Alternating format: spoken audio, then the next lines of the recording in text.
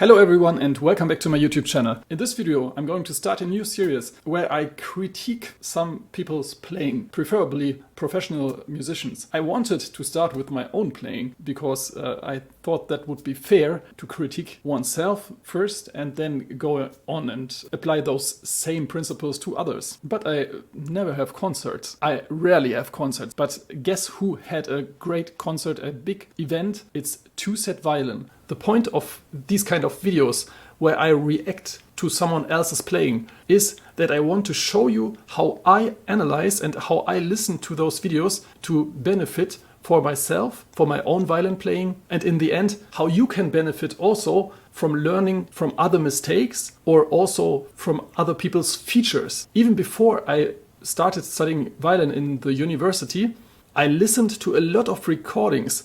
I bought them on DVD, sometimes from overseas, which was not easy at that time. I listened to recordings of David Oistrakh, Leonid Kogan, Yehudi Menuhin, Henrik Schering, Christian Ferras, and so on. And I always learn something from them. And I think it is interesting for you to get to know how a professional violinist or a violin teacher, and who makes a living from playing and teaching the violin, listens and observes another professional playing. By you watching me watching a recording, you can learn how to watch a recording and how to learn something from watching a recording. And so you can learn how to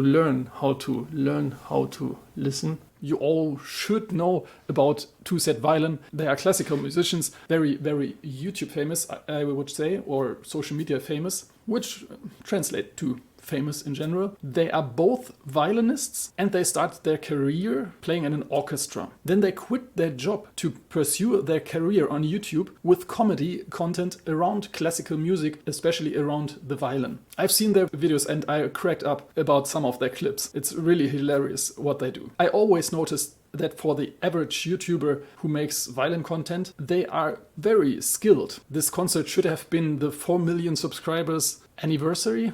So please, if only 5 of you can go from my channel to their channel and subscribe to their channel, it's really enlightening content. But it's always with a solid background in classical music, which they both have. They both studied classical music with a major instrument, violin, so they know what they are talking about, even if it sounds sometimes like fun. Okay, let's go. In this video we are going to listen to Brett Young performing the Mendelssohn Violin Concerto in E minor, and I will give you my opinion how I like what he's doing. Yeah, what a teacher does. I criticize, of course. One more thing before we start. They got lent 2 instruments from Tarisio, which were Stradivarius violins, which is, of course, a dream come true for both musicians, Eddie and Brett. I'm so glad they got this opportunity, and this is really a sign how strong social media is today. They didn't achieve playing a Stradivarius violin in a concert and lending it for a month or so by just practicing. They did social media and then they blew up, and then the attention got them those opportunities. Really something to think about for every musician who wants to pursue a career in classical music as well. Even though you might think, okay, classical music, you have to go that traditional route, you can also do it another way. There's one problem though, when you go to pursue the social media career before you get to a level like maybe Ray Chen or Hilary Hahn or so. They have reached the highest level before they even started with social media. The problem is if you are not in that level, that Ray Chen or James Enes level, before you start with getting famous on social media, you have to put a lot of work into it. And that is also why Eddie and Brett, TwoSet Violin, before their concert made a short break for I think 1 or 2 months, which isn't even really much, to really concentrate on practicing. And of course I'm pretty sure they had also some teachers guiding them in that time. I have to say they catched up quite nicely. So let's stop with the blabbering and let's go into the actual video. Okay, here it starts. Mendelssohn Violin Concerto, E minor. Let's go.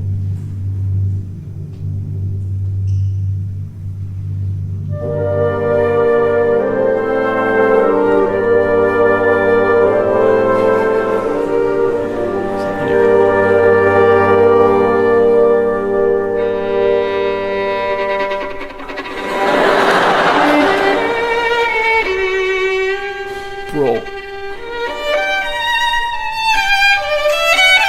Okay, first of all, that's not Mendelssohn Violin Concerto. That is Bruch Violin Concerto in G minor. And he, of course, started playing it. Let's continue.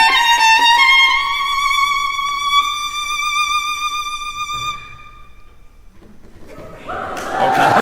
So that was a prank. It will be revealed now that they just wanted to prank him, not starting with the Mendelssohn, but with the Bruch Concerto in the orchestra section. I think a violinist's or a soloist's nightmare that you come prepared for maybe the Tchaikovsky Violin Concerto, and then they start, for example, with the Mendelssohn Violin Concerto, and you have to play a concerto which you are not prepared for. I actually have nightmares about such situations sometimes. I really, really want to show you the Mendelssohn Violin Concerto. Now, Violin Concerto starts, and watch Reds. pace. Now he's smiling. Still smiling. Okay, here it comes. Watch his face. Now it's business time. It's business time. I love it.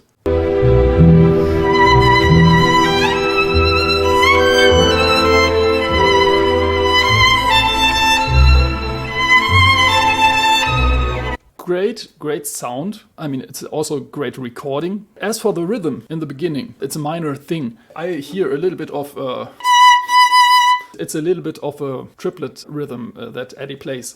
It's a really minor thing, but 1, 2, 3. It sounds a little bit like that, which isn't what Mendelssohn writes. It's like a dotted note.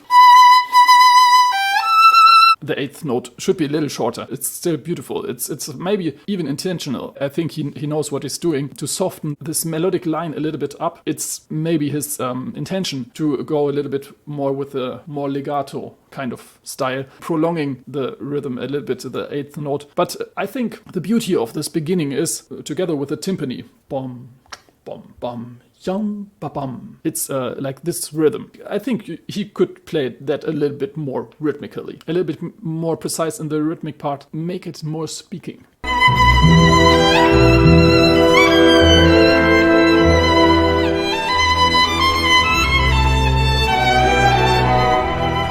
Beautiful phrasing. Seeing Brett Young playing a Stradivarius and performing Mendelssohn Violin Concerto, it almost brings tears to my eyes, I have to say. It is like you can see how much it means to him, and you can see how much he loves, and you can hear how much he loves this music and the whole situation. Like, I'm playing with an orchestra. I'm playing the solo violin with an orchestra, and with a good professional orchestra. You can't find that with professional soloists anymore. They are so professional and so casual about all that. Of course, they also love the music, and some of them are more engaged with the situation and some maybe less. But that level of engagement, emotional engagement with the music and the situation, the situation of a concert is not normal. It's like so many people come together, and the solo violinist, he has the main voice. And hundreds of people, or thousands, or in this case maybe 100,000s or millions, are listening to this one voice. It's not a usual situation, and I think everyone in that situation should be very humble. And I haven't seen that kind of humbleness in a long time in a soloist. They are always like, yeah, I'm the best. And yeah, of course, they are good. But it's about the music. It's about the situation. You have to bring that out. And the emotion shows here. Very nice. I like his phrasing. I like his effort. Of course, there could be a little bit more precision in the intonation. It's a hard beginning. It's a really hard place. It was like 95%. It wasn't anything disturbing there. Okay, let's continue.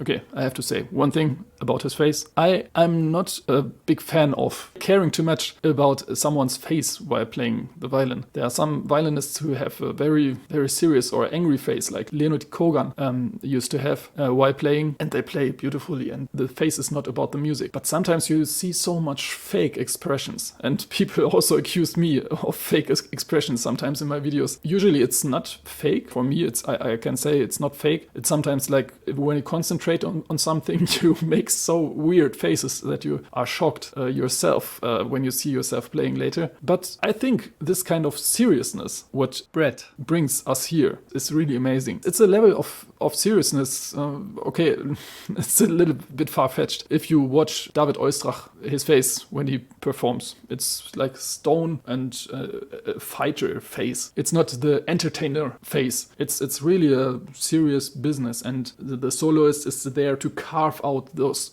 beautiful notes and this beautiful music. I love that face of Brett Young playing.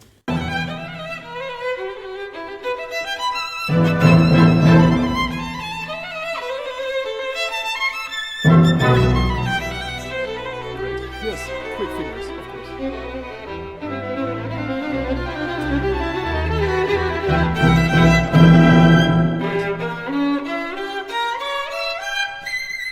Okay, there you saw a little bit of smirk on his face. Maybe because the octaves weren't so clean as they could be. And he knows that. You know, you see the smirk right there. The octaves for a live situation were totally fine, I would say. Even though it's a famous place to mess up the intonation in the octaves, I don't think it's so important to worry about that in that place. Even though it sounds a little bit out of tune. Who cares, really? That smirk, you don't have to do that. I don't think so.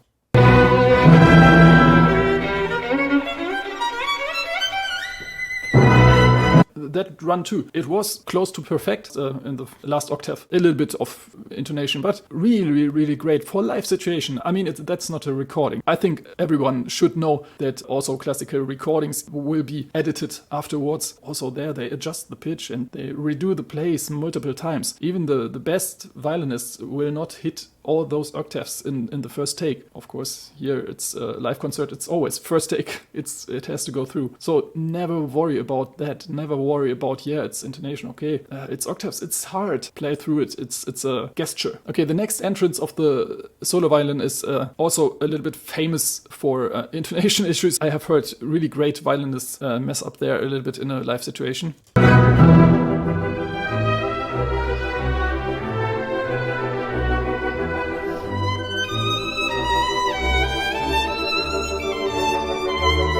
Okay, you can hear it's a little bit flat, but I want to explain to you why that happens. First of all, you have to find, during the orchestra plays its tutti, you have to find the B. And then usually what violinists do, they start with an extended fourth finger as for the E. And especially in live situations, sometimes the muscles are more tense and it comes out like... It comes out flat. It's really, really tough place, I think. There's also the possibility to do it like a rear shift. Usually you just reach for the... I've got big hands. If you want to reach, which I think was kind of the intention of Brett's fingering right here, you have to be aware that your fourth finger is not back here when you start playing. Then there's much more insecurity. You have to be over the fingerboard already to really securely reach that note. And let's look where his fourth finger is when he plays the first note. Yeah, he starts reaching. His hand is a little bit close together for the vibrato maybe, and then he opens his hand. I think the first note you don't have to vibrate so much, so you can go like in a more spread hand position and have a little bit more security and maybe a little less vibrato. As I said, this place is a special one. It looks and sounds easy, but it's hard because of the interval. It's fragile.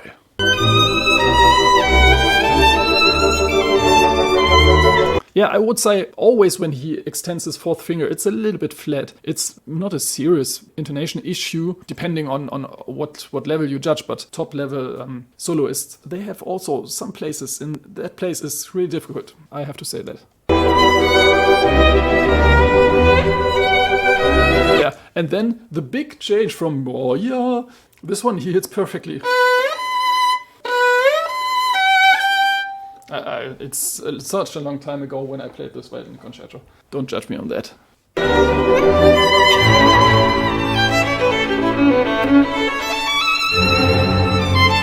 Again, a little bit flat on the fourth finger. It's just a tiny bit, but it is noticing such things like my fourth finger is always flat. It's a good thing because you are consistent. You have a consistent fault in your technique. That means when you fix it in one place, it's fixed for all those places. And if he would fix this reaching for the fourth finger to give it a little bit more of a reach, he would fix a lot of his intonation on this page in the Mendelssohn Violin Concerto.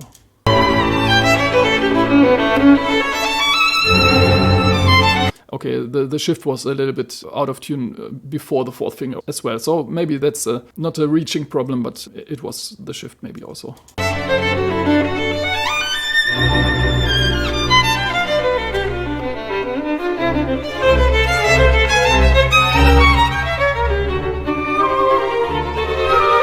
I have to say this really quickly. I'm judging on a high level. I couldn't even play it myself that well in my current state of practicing. I played that violin concerto. I played all the movement, first, second, and third, but not with a professional orchestra. I struggled with it. It's not an easy concerto, even though people say it's like a extended student concerto or something. It's not. It's really hard. It's not easy because it's very fragile. And he does a great job. And I want to talk about his tone for a second. It's beautiful. It's really beautiful.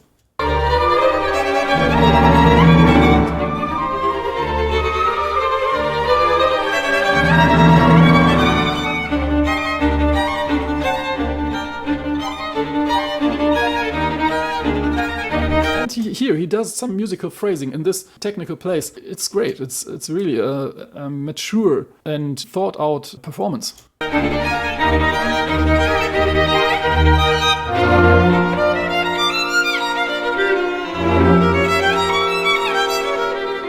You can hear a little bit a flaw in his technique, in my opinion, is that his shifts are on the louder side, a little bit smearing sometimes.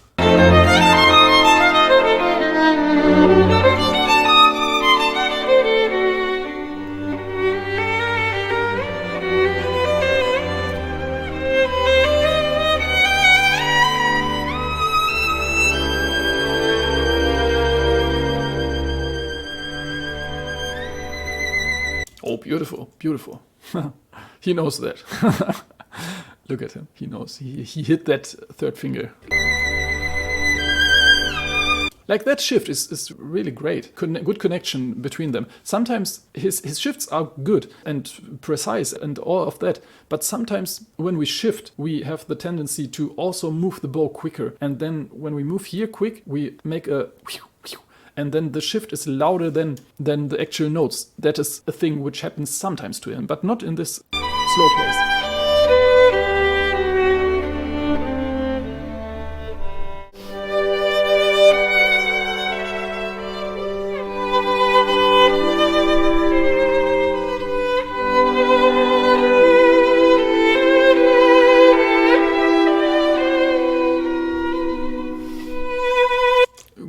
Great phrasing. I love it. He's a little bit quick on those.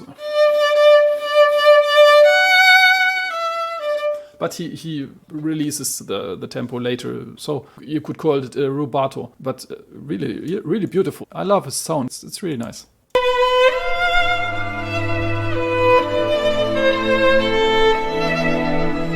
And he's into it. That's the reason why I wanted to make this video, because I wanted to show you one thing, and it's not always about who's the best player. It's about this kind of engagement, who's the most into it, and we should be more aware of that as classical listeners, that we give those people who are more into it and more serious, not maybe just pushed by their parents. And it's not about who's the best technician. It's easy to spot the player with the best technique, but it's not what the music is about. It's there's something more important behind that. It's like with a speaker. It's not who has the loudest or fastest voice. It's also about what emotions can he convey through his speaking.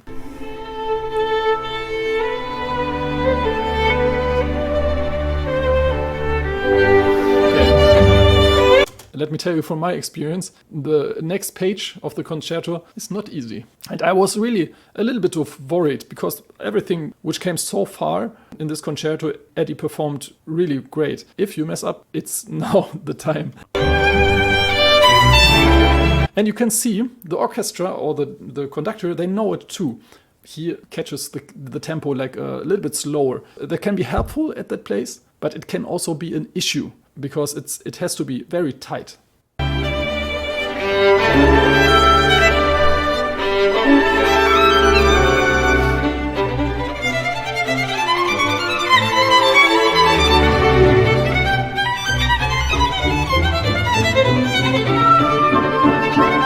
Great. That place is not easy. Yeah, it's a little bit rough in the bow at one or two places. In general, really, really nice. He has no problem with those fast passages, or he practiced it a lot, of course, also. But he's very thought out and very efficient with his technique. It's really amazing for a violin YouTuber, so to say. What they achieved with that channel is beyond imaginable for me, for example. It's really amazing. And then being able to play on that high level, just amazing.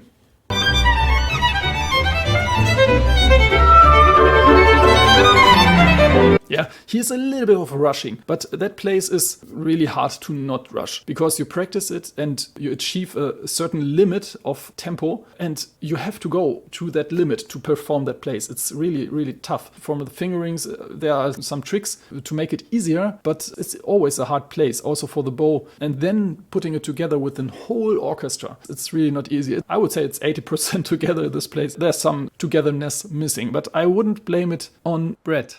I also wouldn't blame it on the orchestra. It's just a mixture. He is a great violinist, but he is not an experienced performer for this concerto. I think it shows in those places. When I played that concerto, it was the hardest for me. Tempo changes. I was not experienced as a soloist when I played this concerto with an orchestra. It was also hard for the orchestra sometimes to understand my tempo choices, or when do I need time and when I want to have the orchestra as a metronome, so to say. I think it shows in that places. Also, I have to say, I have also heard famous violinists struggle also with this issue because sometimes they have just one rehearsal with the orchestra or two rehearsals with the orchestra and then they have to perform 3 concerts. I think classical music has to be really go like this. You have to rehearse that a lot. And I'm sure they had time to rehearse. But yeah, of course, it shows a little bit the inexperience of the violinist, but he will grow so much with and through this experience. So it's also quite minor detail. But for the feeling of the soloist, it's important because you want to also make music and not just worry about, am I together with the orchestra or not?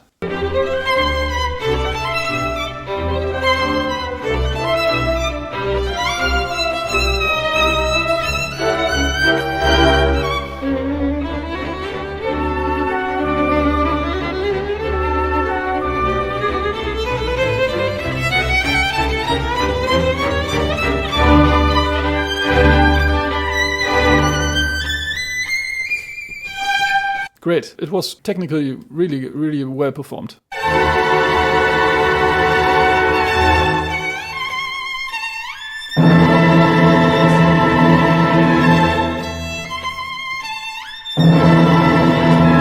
He goes with a lot of risk, and for the big shift, I think in that place there's no other solution also. I think it's really good.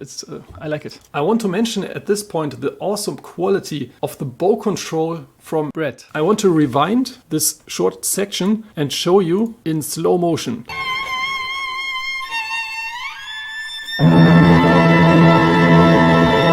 Technically, at least 2 things are interesting from that perspective. First of all, his down bow is beautiful. It goes a little bit to the outside, so a little bit in front of you. And that has a lot of benefits, because if we have the opposite, when the bow goes like this, every note the bow will slip towards the fingerboard. If you have the opposite direction, the bow will automatically go towards the bridge. That is what intensifies the sound and holds the sound in a good quality. We have to be careful not to overdo it, but a slight angle of the bow in down bow in front of us, not back here, but in front of us, is good quality. And now let's watch the up bow. Watch the bow hand. now. So in the moment he starts the up bow, the hand goes from here, from in front of him, a little bit back, and then the up bow starts and again with an angle. Of course I'm exaggerating here, but a little bit angled so that the tip of the bow goes in front of him. This small, it's very subtle. It's like a movement of 3 centimeters at the tip. At the frog, it's even more subtle because the direction of the bow can be changed there very easily. But this small change makes a good violin sound. Of course, other factors too. His bow hold. Let me see if I get a good close-up. Here you can see very good his bow hold. Of course we cannot see the thumb, but we can see all the fingers on the bow are round, and he has a tendency to hold his arm sometimes even higher than he does right now. And I think it's a very good thing to do that on the violin. Otherwise, if you hold your elbow too low, you can have a little bit of a harder time at the frog to carry the weight of the bow over the string and to lighten the bow. Of course, there are famous violinists who have a low elbow, like for example Leonidas Kavakos, and I would never say that he cannot play at the frog, because he can. But in general, and of course we have also to count in the physique of a player, but in general I would say be careful with holding the elbow too low. And to his finger positions on the bow, they are not very spread out, but I see that rarely with professional violinists, that the fingers are really spread out like this, because it gives a lot of tension in the hand, and you want to have more some kind of flexibility in the hand. That is a little bit more important most of the time. And especially with good instruments like Brett Young playing a Stradivarius here, I think you don't have to work so much for the projection. That means that a lighter bow will also carry your sound into the furthest corners of a concert hall. I'm very impressed by Brett's sound. It is really gorgeous sound, and I wanted to point out those facts about the bow. First of all, the figure 8 pattern. It is an improvement to the bowing straight on the violin. Bowing straight is really good, but if you do a little bit of angling the bow towards you when you play the down bow, and a little bit the tip towards you when you play an up bow, it can improve your sound a lot. Of course, you have to be careful with finding the right amount. That's a thing where I think Brett is very far in his bowing technique. So not only he's bowing straight, but also he has this very slightly figure 8 pattern, and even on the concert stage he can deliver it. It's really amazing for me to see that, and I think it's an explanation why he sounds so good. Of course, vibrato and other things play into that too, but never underestimate the role of the bow. His sound is really clear and clean most of the time. Of course, when it gets technical, sometimes there can be a little bit of the roughness in the sound, but in the cantilena passages, the slow melodies, I think his sound is really phenomenal and on a top level.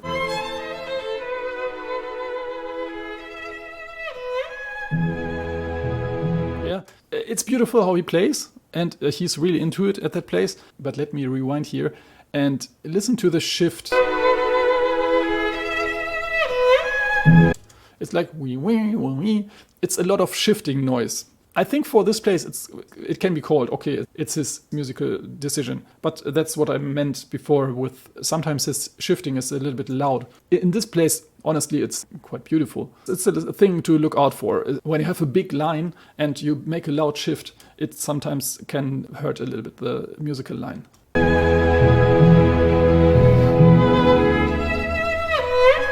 Yeah, wee wah wah. A little bit loud shifts for my taste.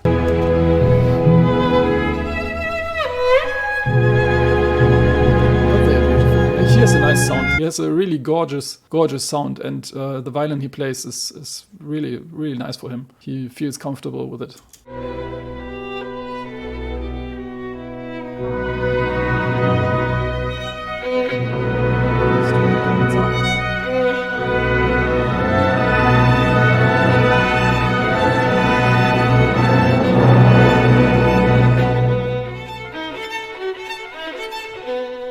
Okay, that was a little bit rough, but... Nice,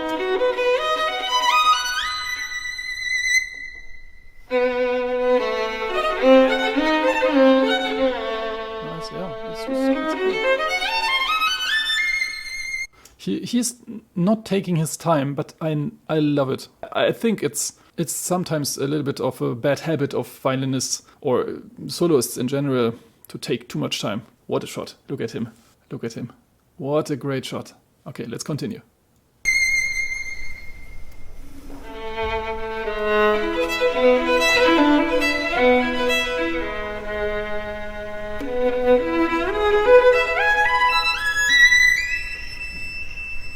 Great.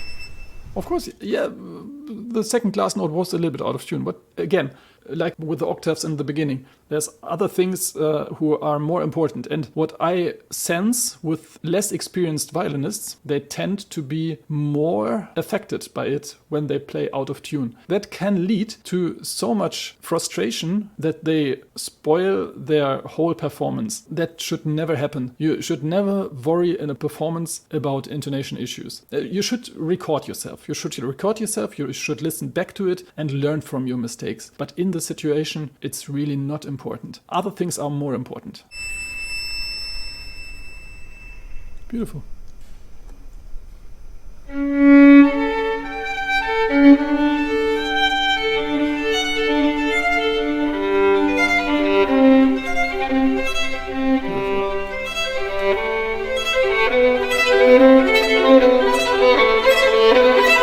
Yeah, he's really great. What you can hear here is someone who is really interested in making music. And he's not showing off. He's such a humble character. Of course, he has big cojones to achieve all this. But he's not a show-off character. He's really a fun guy. And I think it shows in the music what character you are. He brings the music out. Let's say that.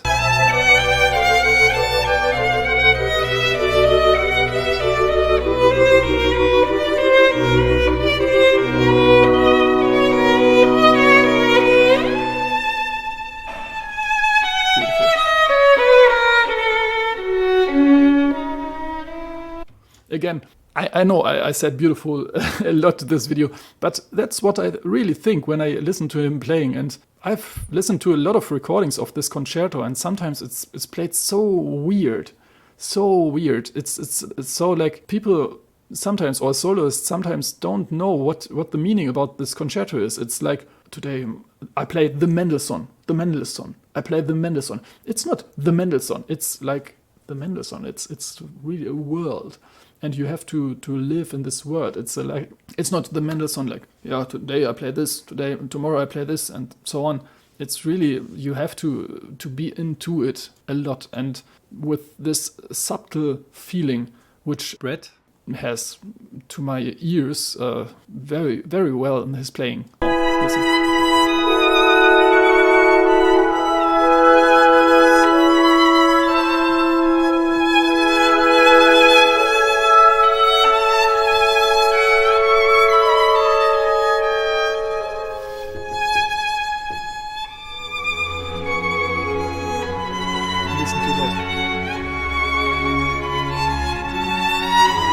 This place, when I listened to this concerto of him playing the first time, I haven't heard it that well played and that sensitive, I think, forever.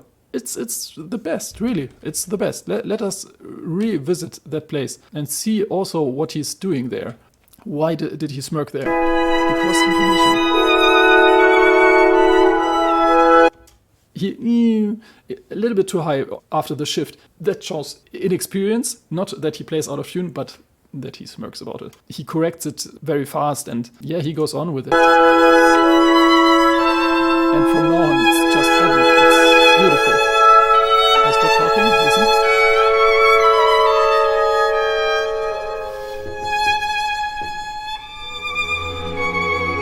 listen. That he plays fourth finger there. It's genius. It's really genius.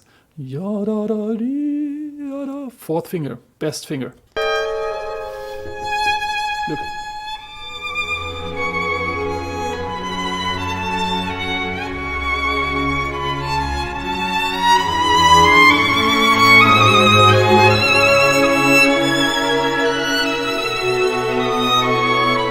Two times intonation, a Russian teacher would say.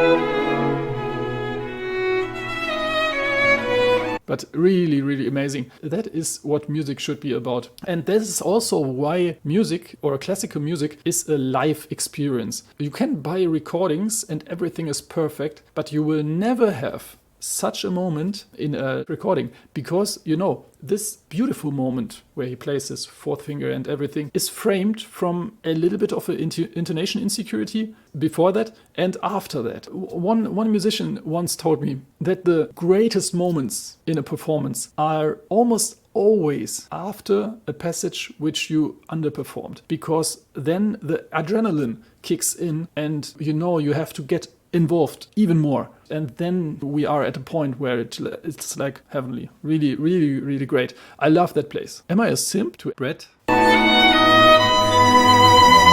I am. But who isn't?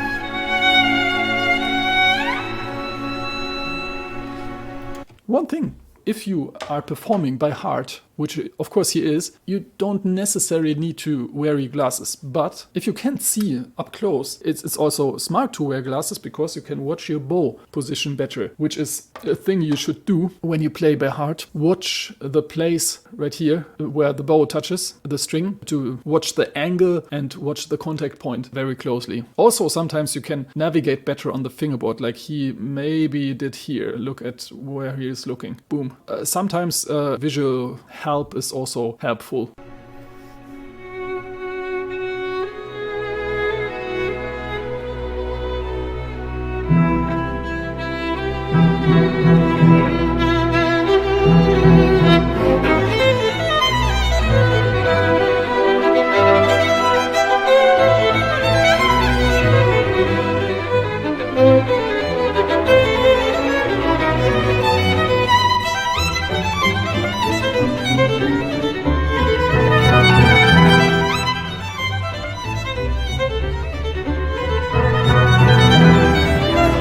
Yeah, those places, for soloists, those places always seem like if you are behind, it's really tempting to rush there as a soloist. But the orchestra manages very well to keep up with him, and also to bum, bum, bum, bum, bum, not rush themselves in the pizzicato sections, which can also be dangerous for the orchestra. Okay, I have to switch on the light a little bit.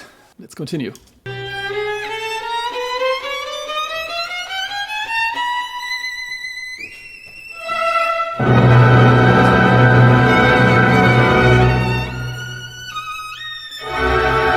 Okay, I'm sad that we can see his fingering here. I remember this place is a little bit risky, but I also remember it gets comfortable when you have a good fingering for it.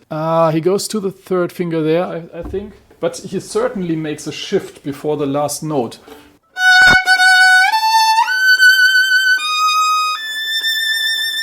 I think it's a good fingering to go here, make a big shift to the third finger, and then stay in one position and just reach for the fourth finger. The high note, of course, some people would say you have to play it with the third finger for better vibrato and so on. Listen to Hilary Hahn. She always plays those high notes with the fourth finger. And if you do it always, you have a better, cleaner technique overall. And also you train your fourth finger and it doesn't sound so bad. There are sometimes situations where I would prefer the third finger over the fourth finger, but never do it for comfortability, always as a rigid rule. Sometimes it's better to have a fingering with the high note fourth finger.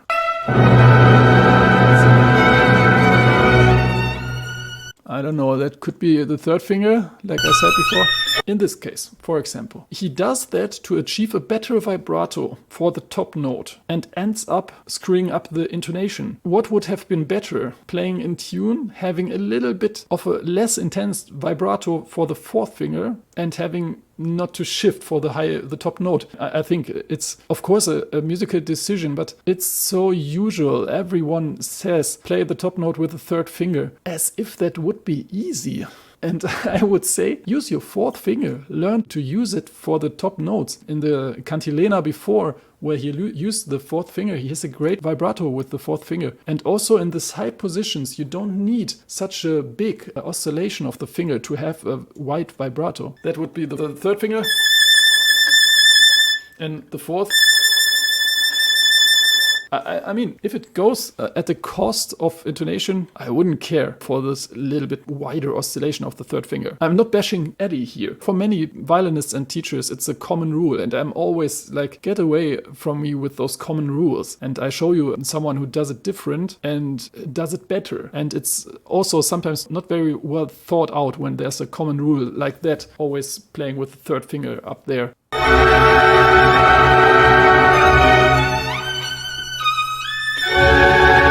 The second time he hits it better, but still also the shift, it's be ba wa ba ba wa ba. I think one shift is enough for that place. I think it's a cool effect, like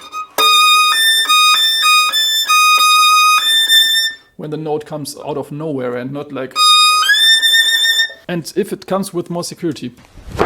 Emotional, damn it!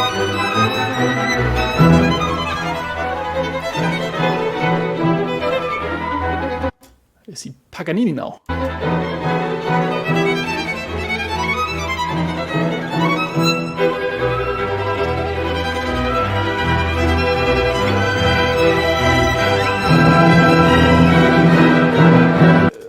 Intonation is always a thing on the violin, but if you play always in tune, I have to say it will lose its character. Yeah, the only thing you have to remember when you perform like this is don't be affected by out-of-tune notes, because the best violinists played out of tune sometimes, but it's not about that. It's about the beauty of the places, which are great. And everything in between is like, yeah, life isn't perfect. It has to be sometimes a little bit messy. It's great. The ending also, it has to be a little bit messy. It's impossible to play that all like perfect and in a square. It's not also composed that way.